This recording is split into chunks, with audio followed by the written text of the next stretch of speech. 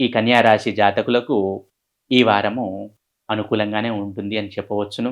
కొంచెం విశ్రాంతి గూడా కనబడుతుంది. గతంతో పోలిస్తే కొంచెం విశ్రాంతి ఉండే అవకాశం కనబడుతుంది.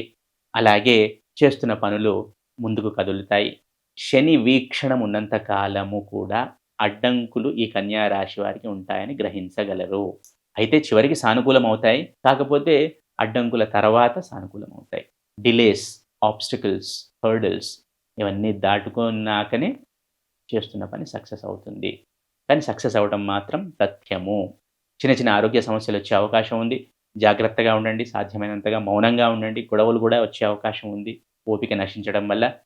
కాబట్టి కొంచెం జాగ్రత్తగా మౌనంగా ఉండండి.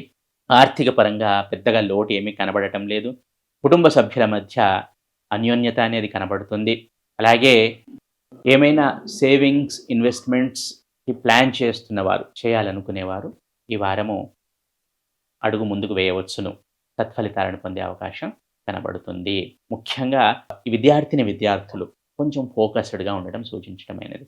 ఎందుకంటే సహజంగానే బద్ధకము, అలసత్వము, ఈ పోస్ట్‌పోనింగ్ వాయిదా వేయటము ఇవి చాలా సహజంగా ఉంటాయి కన్యా రాశి వారికి.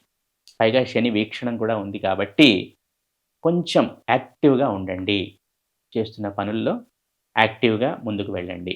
ఇది ముఖ్యమైన సూచన. మిగిలిన అన్ని విషయాలు చక్కగానే ఉన్నాయి. ఫోకస్డ్‌గా ఉండండి.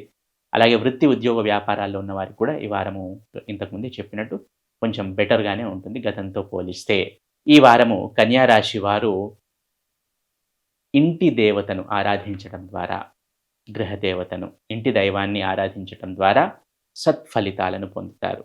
అలాగే గురు ధ్యానం చేయటం ద్వారా సత్ఫలితాలను పొందుతారు. అలాగే ఈశ్వర ఆరాధన కూడా చాలా ముఖ్యము. శివారాధన. ఈశ్వరుడు అంటే అందరు దేవుళ్ళు వస్తారు. శివారాధన చాలా ముఖ్యము.